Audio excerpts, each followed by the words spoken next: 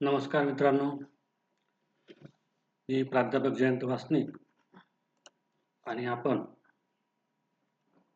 मराठवाड्याचा भूगोल या पेपरचा आपण अभ्यास करत आहोत. यामध्ये आपण कालच्या लेक्चरमध्ये मराठवाड्यातील कृषी ॲग्रिकल्चर इन मराठवाडा या पॉईंटला अभ्यासाला सुरुवात केलेली आहे आणि या पॉईंटमध्ये आपण जो आपला मराठवाड्यातील पूर्ण जिल्हानिहाय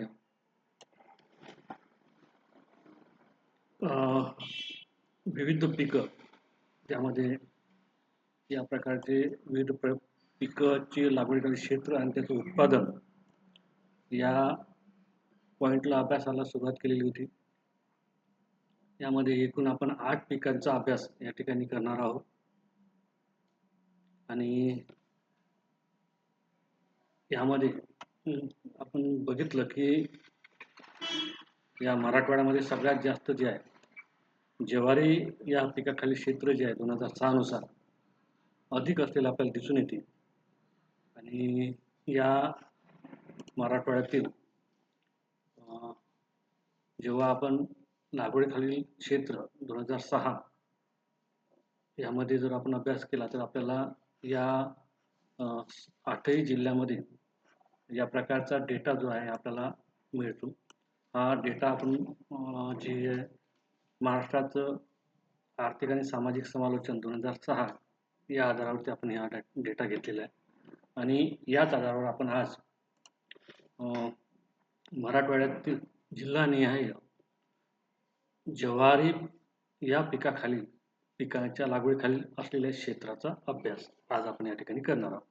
तर मित्रांनो, या प्रत्येक जिल्ह्यामध्ये सर्वात कमी क्षेत्र कोणतं आहे, ज्वारीच्या पिका लागवडीखालील क्षेत्र कोणत्या जिल्ह्यामध्ये होते, त्यानंतर मध्यम, जास्त आणि अधिक असे एकूण 4 ग्रुपमध्ये आपण या लागवडीखालील क्षेत्राला विभाजित केलेला आहे आणि यामध्ये आपण बघितलं की हा जो डेटा या आधारावरती सर्वात कमी म्हणजे 100पेक्षा कमी आणि मध्यम म्हणजे 100 ते 200च्या हेक्टर 1000 हेक्टरच्या दरम्यानचा असलेला जिल्ह्यांचा समावेश यामध्ये आहे.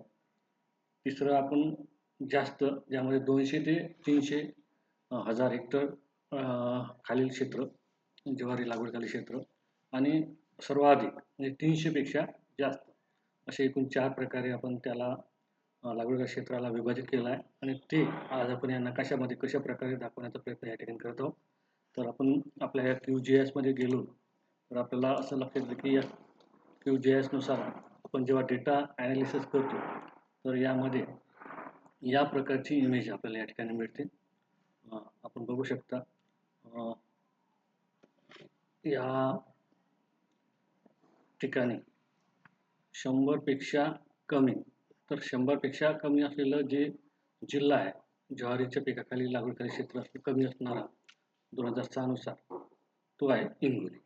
तर या हिंगोली यामध्ये 100पेक्षा कमी हेक्टर क्षेत्र हे ज्वारीच्या लागवडीखाली 2006ला होतं. त्यापेक्षा मध्यममध्ये जर बघितलं आपण मध्यममध्ये आपला हा ब्ल्यू लाईट कलर दिसतो, ज्यामध्ये 100 ते 200 या 1000 हेक्टरचा आपण डेटा यामध्ये घेतलेला आहे. तर यामध्ये आपल्याला दिसून येते एकूण 1, 2 आणि 3 हे मध्यम ज्वारीच्या लागवडीखाली क्षेत्र 2006 नुसार दिसून येते. आणि 3 मध्ये जर बघितलं तर लातूर, जालना आणि औरंगाबाद. तर लातूर, जालना, औरंगाबाद या 3ही जिल्ह्याचा या ठिकाणी समावेश या ठिकाणी झालेला आपल्याला दिसून येतो. त्यानंतर तिसरा जो आहे म्हणजे कमी, मध्यम, जास्त 200 ते 300 1000 हेक्टरच्या दरम्यानचा क्षेत्र जो थोडा डार्क ब्ल्यू या कलरने या ठिकाणी दाखवलेला आहे नकाशामध्ये. आपण बघूया यामध्ये कोणाचा समावेश होतो. या ठिकाणी 2 जे जिल्हे आहे मराठवाड्यातील ते 2 जिल्ह्यांचा यामध्ये समावेश झालेला दिसून येतो, ज्यांना जास्त लागवडीखाली क्षेत्र आहे तिसऱ्या क्रमांकावर. त्यामध्ये परभणी आणि नांदेड हे जे 2 जिल्हे आहे, हे 2 जिल्हे या ठिकाणी दिसून येते. म्हणजे परभणी आणि नांदेडमध्ये जास्त 2006 नुसार जर बघितलं तर या ठिकाणी चांगल्या प्रकारे ज्वारीच्या पिकांचं लागवडीखाली क्षेत्र असलेलं आपल्याला दिसून येते. आणि शेवट म्हणजे सर्वाधिकचं जर आपण बघितलं 300,000 हेक्टरपेक्षा जास्तीचं क्षेत्र असणारं, लागवडीखाली क्षेत्र असणारं जे जिल्हा आहे, ते जिल्ह्यांचा यामध्ये बघू शकता आपण 2 जिल्ह्यांचा या ठिकाणी समावेश झालेला आपल्याला दिसून येतो. डार्क ब्ल्यू जो आहे, हा डार्क ब्ल्यू कलरचा यामध्ये उस्मानाबाद, ज्याला आज आपण धाराशिव या नावाने या जिल्ह्याचं नाव आपण नावाने ओळखतो.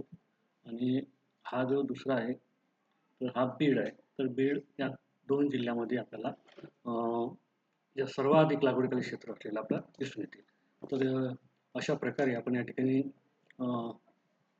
आपलं जे ज्वारीचं लागवडीखाली क्षेत्र आहे, या क्षेत्राला आपण 4 कॅटेगरीजमध्ये आपण याला विभाजित करून 2006 या कालावधीमध्ये कशा प्रकारे मराठवाड्यातील जिल्हानिहाय लागवडीखालील ज्वारीच्या पिकाच्या लागवडीखालील क्षेत्राचा अभ्यास या ठिकाणी आपण केलेला आहे.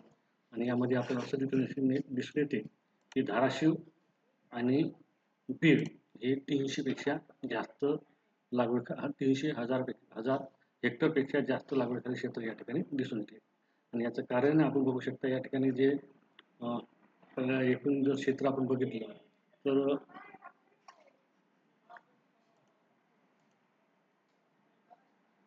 तर आपल्याला असं दिसून येतं की हा जो दोन्ही जिल्ह्याचा जर भौगोलिक क्षेत्रफळ बघितलं तर या दोन्ही जिल्ह्याचं भौगोलिक क्षेत्रफळ हे अधिक आहे. परतण्याचं प्रमाण आणि इतर अनेक घटक ज्वारीच्या उत्पादनावर परिणाम करतात आणि लागवडीच्या खालील क्षेत्रावर सुद्धा परिणाम करतात आणि दिसून येते.